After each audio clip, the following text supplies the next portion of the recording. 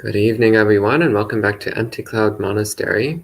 So we've come to our weekly Friday night monk chat, your opportunity to ask any questions that are at least somewhat related to Buddhism. And as questions appear, then I will answer them. If no questions appear, then this will be an extremely short session. So we can start by paying homage to the Buddha, and then I'll take questions as they come in.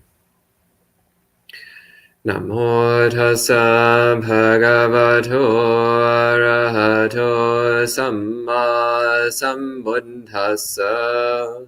Namo tassa bhagavato arahato samma sambuddhassa. Namo tassa bhagavato arahato samma sambuddhassa. Buddhaṃ Dhammaṃ Sanghaṃ namasami.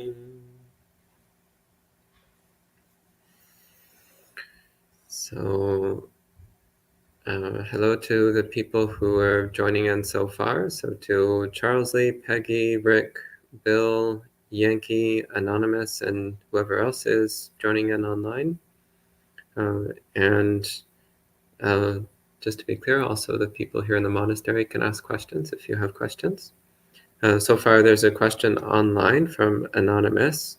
How not to be angry in crisis? Well, so usually it's through the development and training of mind prior to entering into a difficult situation. So when we're in a difficult situation, then the mind will tend to fall back on its pre-existing habits and tendencies. And it's very difficult to make the mind do anything else. So if you want to not be angry in crisis situations, well, then it's important to constantly train the mind to practice loving kindness, patience, equanimity, tranquility under easy conditions. So all the time, every moment, constantly training the mind in this way. So building up those as the baseline habits of mind. And also constantly observing the mind, constantly paying attention to your emotional states, your mental attributes at any given time. So maintaining a constant mindfulness of your mental and emotional conditions. And learning how to identify the warning signs that a negative mind state is starting to arise, so that you can be prepared, so you can catch it before it gets out of control. And also recognizing that we have a decision whether or not to get on board with whatever emotion is appearing in the mind. So if you start to see anger appearing in the mind, well, then we have a choice whether or not to participate in it. We have a choice whether or not to strengthen it, whether or not to identify as it. So we can just let it pass through the mind without getting involved. And it will usually dissipate very quickly without having much effect on us. But again, this depends upon the prior training of mind. When we're actually in a crisis situation, then it's very difficult to control the mind states that are arising. And usually the best we can do is just to try to minimize the amount of damage that we cause. And to observe what's coming and going without getting swept up in it or swept away by it.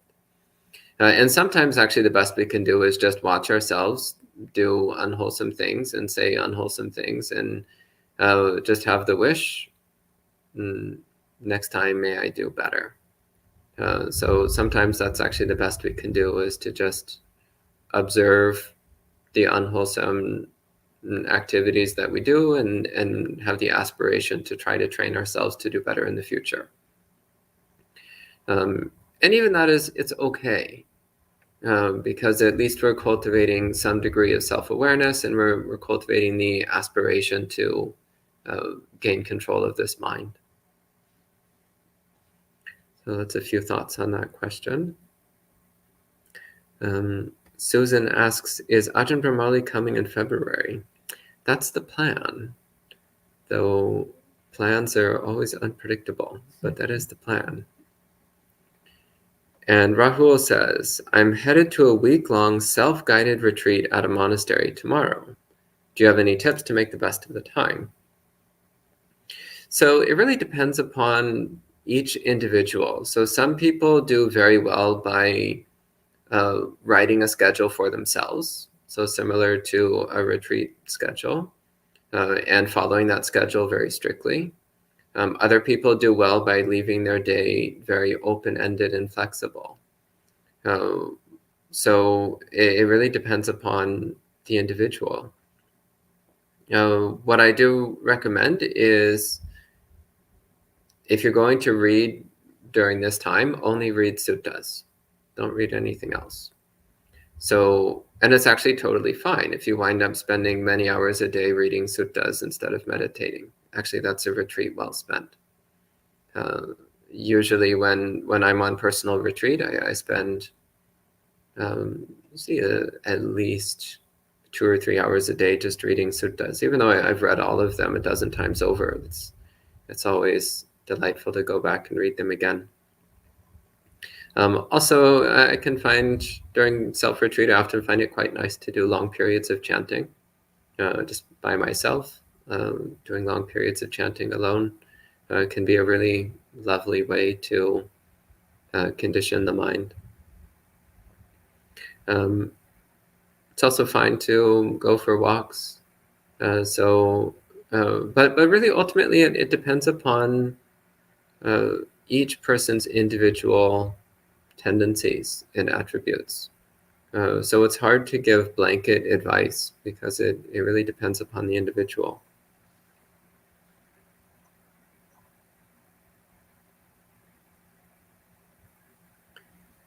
And Rahul also says, are you and Aya going to be coming to NYC for any events regularly in 2023? I recall hearing there was a weekly event planned. I don't know off the top of my head. There might be something like that going on, but I actually don't know. And I like not knowing. So maybe stay tuned.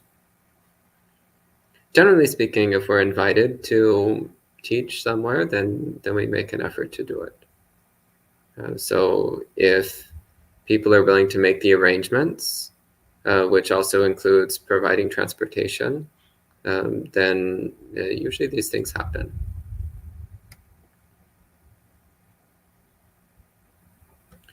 And Bill asks, I'm reading Inner Listening by Ajahn Amaro. What do you think of listening to the ringing in my ears as a meditation object? So if by that you mean the practice which they call the sound of silence, well, for some people that seems to be an effective meditation method. It's not one that I've personally ever found that useful, but I know many monastics who have found it quite helpful. So again, it depends on the person. So you can experiment with it and see what happens. If it gets good results, if it helps you to develop mindfulness, concentration, equanimity, then it's fine. You can go with it. If it doesn't really seem particularly useful to you, then use something else. But it's good to experiment with different meditation techniques so you can get some familiarity with what works for you.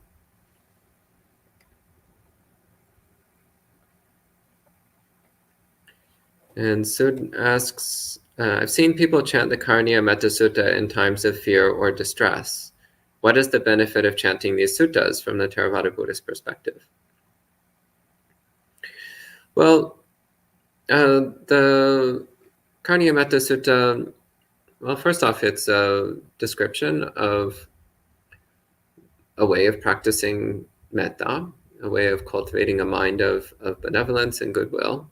So that's actually one great benefit, is that reciting that sutta can remind you to cultivate metta. Remember that the vast majority of the suttas are, by their nature, informative. They're meant to provide information. And the later traditions of reciting suttas as magical formulae to ward off misfortune of various kinds, it's mostly not well supported by anything directly said by the Buddha. I'm not saying it doesn't work. I'm just saying it's not well supported by anything the Buddha said. But reciting any teaching of the Buddha, it's a way of reminding oneself of the Dhamma, reminding oneself of the Buddha, reminding oneself of the ability to train and develop one's own mind. It brings up the deep sense of confidence that one has access to an effective spiritual path, an effective way of training and developing the mind.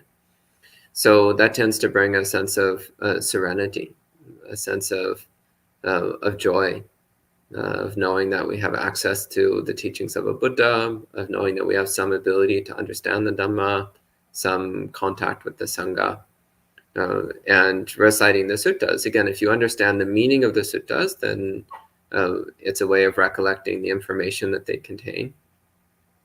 If one is just reciting suttas as a series of meaningless syllables, which are supposed to have some magical power, well, I mean, I guess for some people that might be effective, but for me it was never sufficient. So in my case, I learned Pali for one. One of the main reasons I learned Pali was, well, one, to read the suttas in Pali, but also so that any recitation would be meaningful. So not just a technical exercise of reciting gibberish out of the faith that it's going to produce a magical effect. So again, I'm not actually rejecting the idea that there is some magical effectiveness to reciting suttas, but that's just not my own personal approach to these things. One effect it can have, though, is reciting the suttas can be a reminder to any devas that are in the vicinity, a reminder that we are, in fact, devoted Buddhist practitioners. So it can be a little reminder to the devas to watch over us and help us out. So that certainly never hurts. And that's actually the last question online so far. Any questions from the monastery residents? Yeah, go ahead. I'm thinking a lot about pain in terms of the practice and in the body, and usually related the body to pain, but the body is not pain because there's mindfulness of feeling. So the body is actually numb. And like also I was remembering, this mental state is pleasant, but that's just feeling again.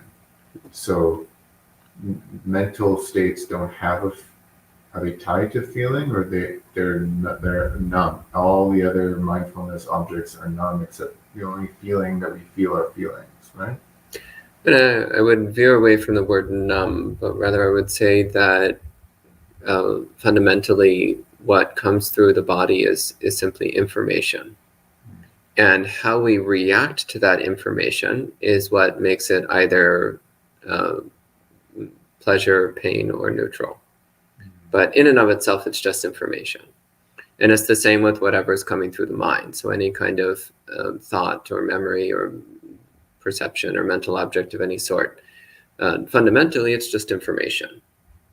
And whether we perceive it as pleasant, unpleasant, or neutral, it's the product of our own particular reactive tendencies.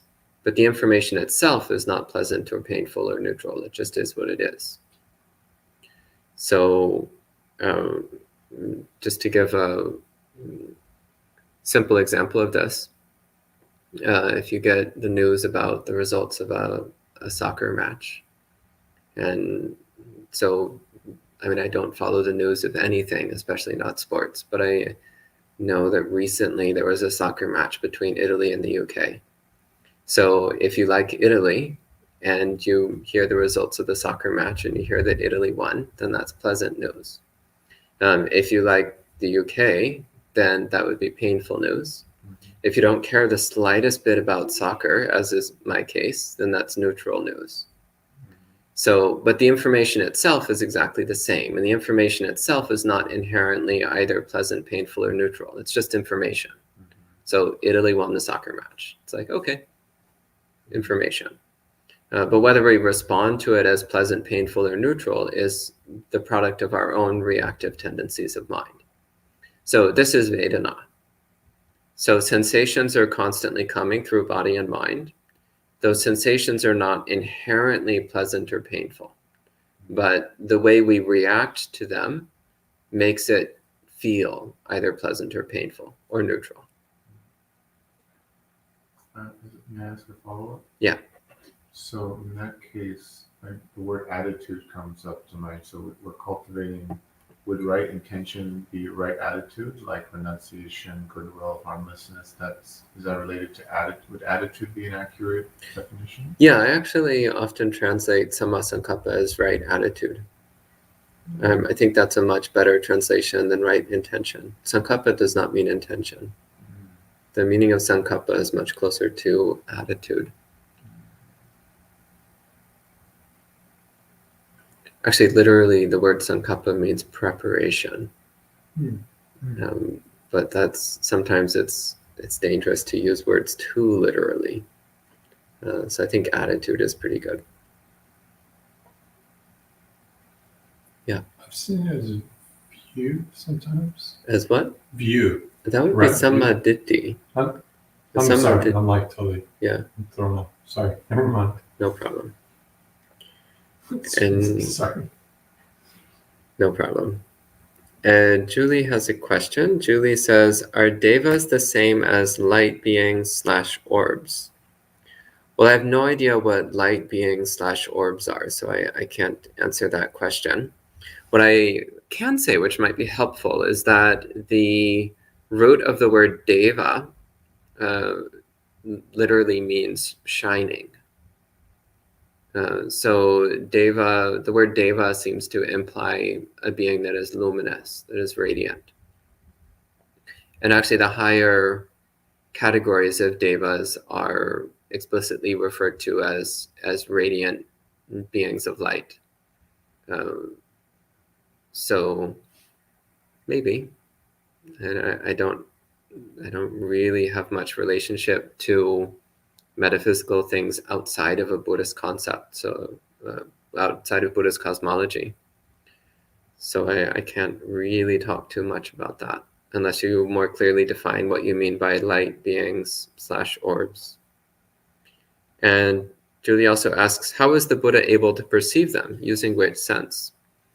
So the majority of devas can be observed through one's physical senses, so with your eyes and ears, because they do still have a physical presence. It's just a particular refined presence which is not normally noticeable. A bit like how humans can't normally see infrared.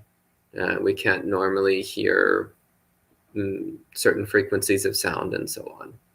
In the same way, we can't normally directly perceive devas. Some people are born with that innate ability. Other people develop it through meditation practice, or it's unlocked by something that happens during their life. But most people don't directly perceive devas. The higher devas can only be perceived through the mind, because they don't have a physical presence at all.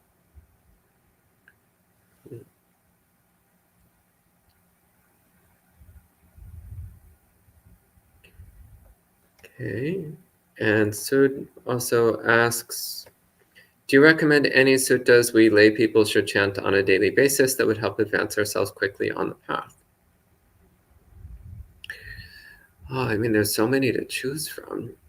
But a few classics. One is the 5 daily recollections. That one's really, really useful. Actually, the Buddha said that whether someone's a layperson or a monastic, they should recollect these 5 things every day. So the 5 daily recollections are a good classic. I mean, I'm a big fan of the Dhamma Niyamata Sutta, which is why we chant it every day here at the monastery. And otherwise, actually a lot of it depends upon what you personally feel some connection with. So I know some people who like to chant the Dhammacakkappavattana Sutta every day. So that's actually a nice classic that contains a lot of basic Dhamma teachings in a very accessible way. Yeah, I mean, ultimately it's about reciting things which are meaningful for you. And as you read through the suttas, then you'll come across ones that particularly jump out for you. And you can make a note of those and maybe try reciting those every day for a while. And Allison asks, do you recommend developing tranquility and insight in tandem or one before the other? For most people, I recommend developing samatha first. And once one's samadhi is pretty well established, then it's much easier to cultivate insight meditation and get good results from it. Cultivating them in tandem is possible, but much more difficult. And for most people would tend to involve wasting a lot of time. So for most people, better results seem to be through spending a fair amount of time focusing purely on developing tranquility and concentration. And then once the mind is very peaceful and focused, then one can develop insight. For most people, that gets the best results. But for some people, it doesn't seem to work particularly well, which is why there are these other strategies. So the strategy of first doing vipassana, then samatha, then back to vipassana. It's another approach. Or the simultaneous development of both samatha and vipassana, as you mentioned. So these other strategies are there, but most people will get the best results from samatha first, and then after the mind is well stabilized and focused, then developing insight. And Kristen says, can Venerable perceive devas or no monastics who can? Sorry if this is an inappropriate question for monastics. It actually is an inappropriate question, just for the record. Because monastics have rules that we're not allowed to openly talk about any supernormal abilities that we develop. We're not supposed to directly talk about it except with other monastics. So yes, asking questions like these is usually considered a little bit improper. But briefly speaking, yes, I know monastics who can, but it's completely beside the point, and I'm not going to tell you names because it's, again, completely beside the point.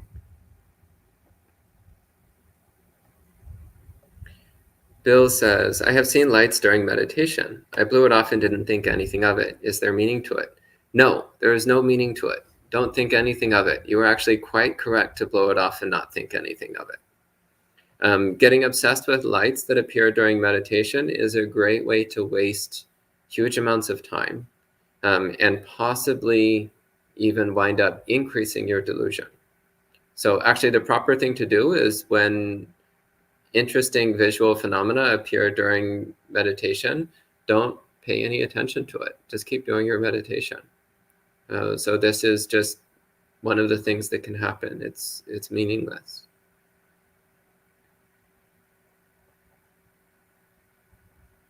Yeah, go ahead. As I understand it, Bhante, when a being attains stream entry, the three lower realms are closed to them. Mm-hmm. And I just wanted clarity, is it directly related to the three fetters that are removed? Is there something about doubt, view of self, and attachment to rule and rituals that are related to the lower realms? That's interesting. I've actually never really thought too much about it in that terms. So the Buddha does quite clearly state that once one attains stream entry, sotapatti, that one is not reborn as anything lower than a human. But I've actually never thought of there being a direct connection between the three lower fetters and the lower realms. I'd have to think about that. Yeah.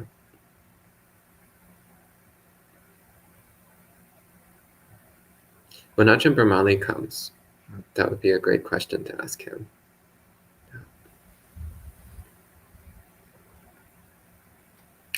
So Alex asks, does rebirth in human form happen at the time of delivery or sometime during fetal development?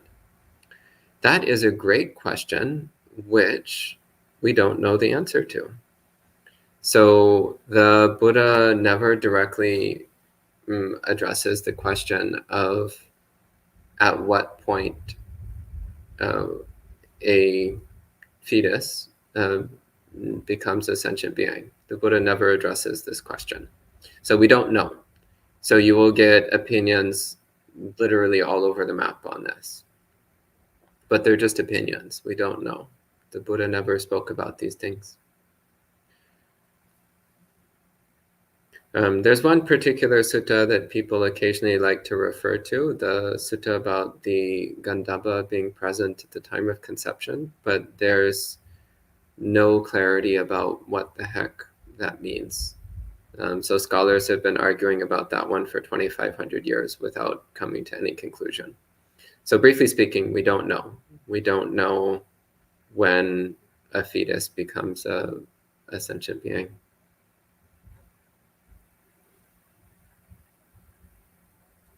And Sud asks, can one advance in the Eightfold Path somewhat without much meditation practice or with only a little meditation practice, since meditation is only one aspect of the path? Yes. So one can still develop some degree of right view, one can still practice right attitude, right speech, right action, etc. So you can still actually practice much of the Eightfold Path without doing any meditation. But eventually it does become necessary to cultivate meditation. Otherwise your progress will stagnate. But yeah, you can develop much of the Eightfold Path without necessarily going to practice meditation.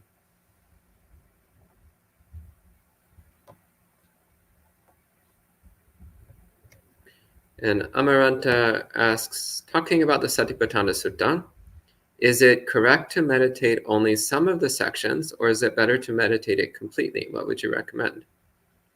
Well, I think it's fine to focus on one of the sections at a time. But if one wants to develop a complete practice, then eventually one winds up practicing all four Satipatthana. Because the four Satipatthana is meant to give a complete picture of one's experience.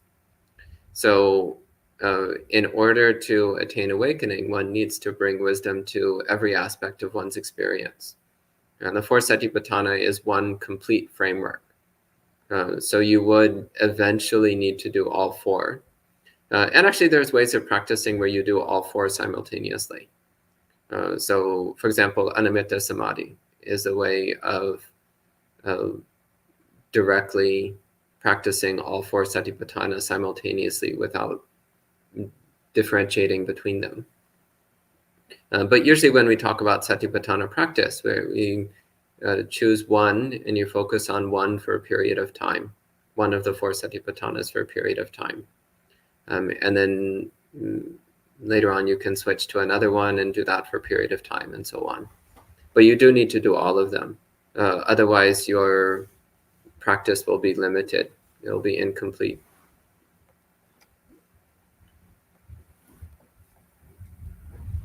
And Allison says, how do you translate vitakka and vichara? Is it not the case that different translations can lead to different approaches to trying to develop samadhi? So I translate vitakka. So vitakka is used throughout the suttas to mean thought. And there is no indication that the Buddha is using the word in any different way when he's talking about jhana.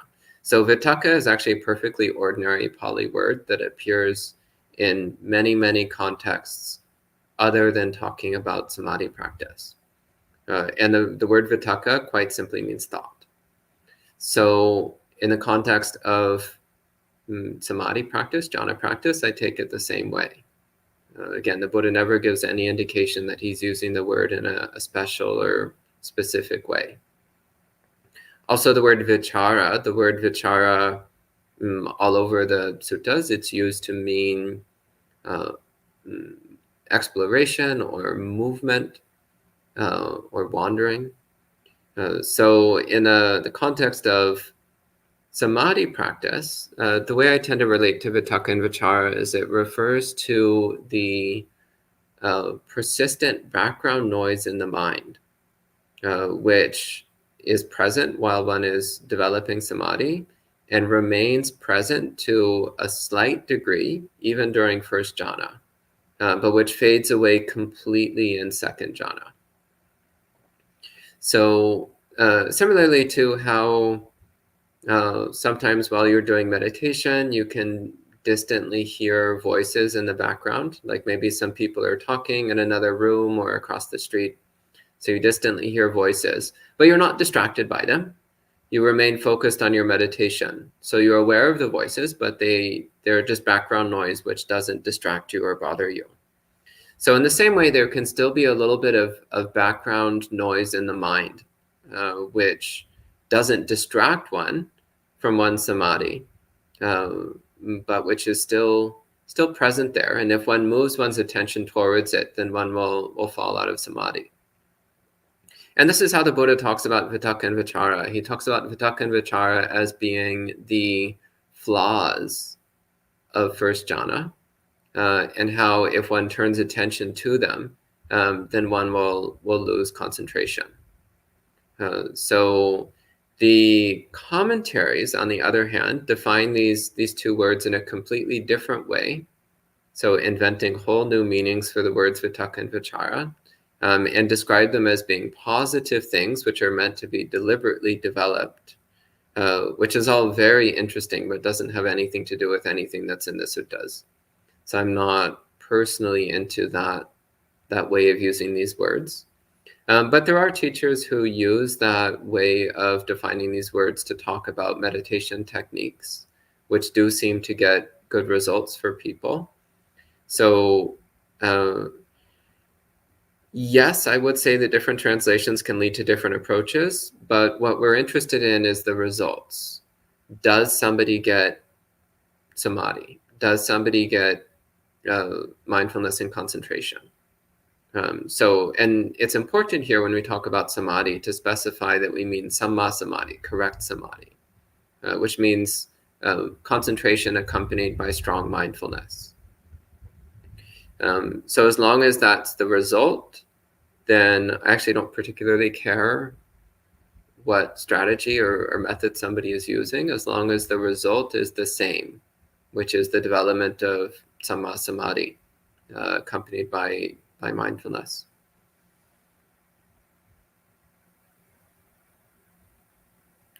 And Rick says, during retreats, deeper states of samadhi unearthed unhealed trauma. Afterward, I experienced multiple days of being overly emotional. Could you share some reflections?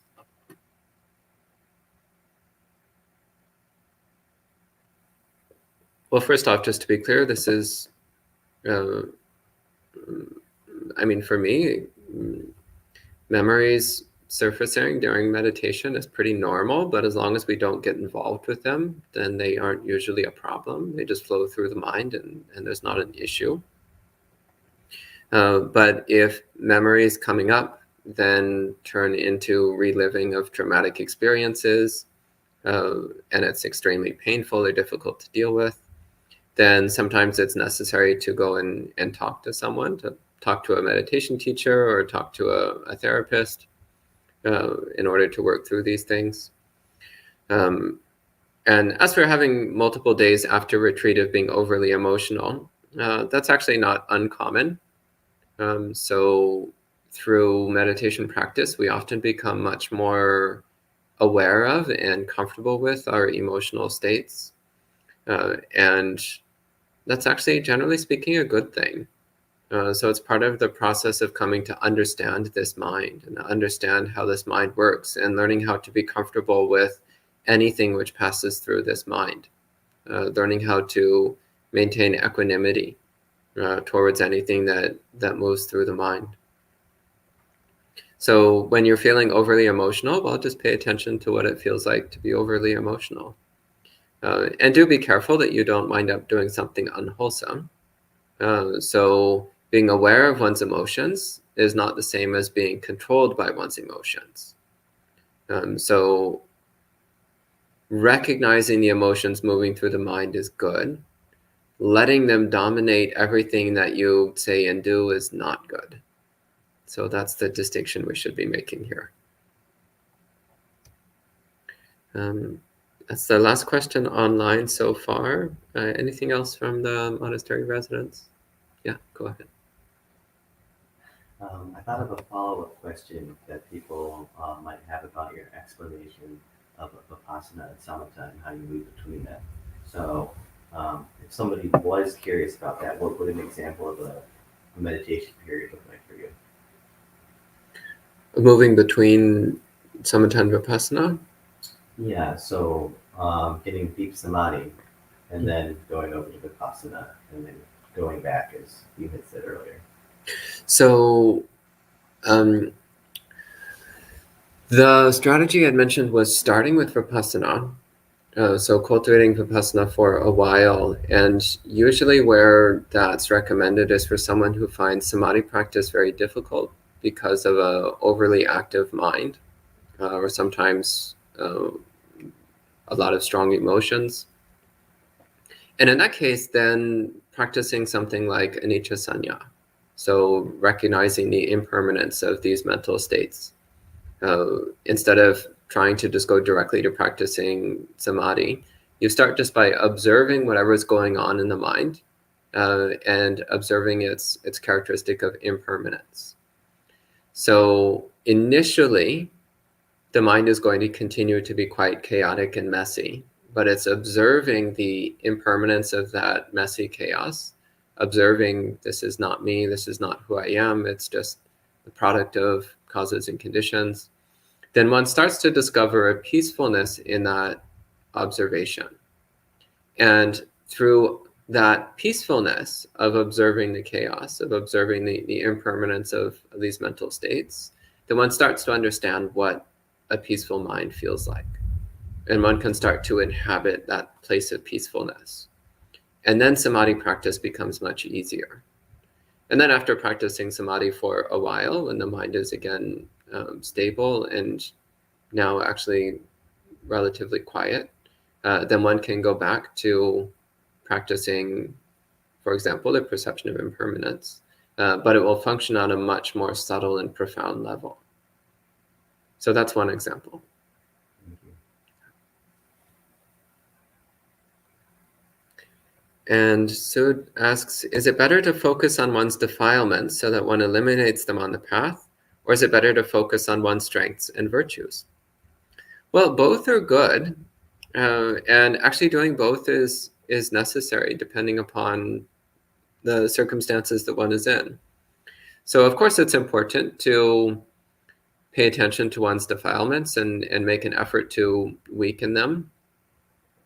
But also there's times when focusing on what one has already developed, on the good qualities one already has, in order to cultivate wholesome self-esteem, in order to appreciate the goodness that we already have, in order to bolster our confidence and faith in the power of the practice, and also to see how we can further improve and perfect the wholesome qualities we have. That's also an important part of our practice. So we do both.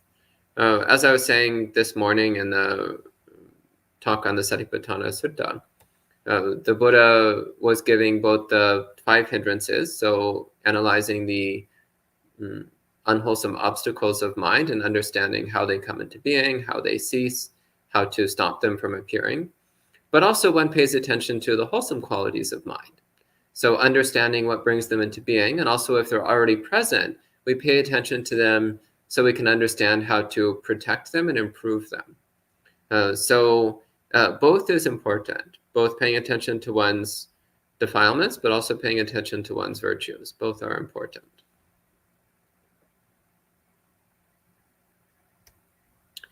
And any other questions? No? No? Okay, and I don't see any other questions online. So if no other questions appear promptly, then this may wind up being a relatively short monk chat. So I'm not seeing anything else, so I think we can go ahead and conclude at this time with 3 sadhus. Sadhu, sadhu, sadhu. And we'll see you next time.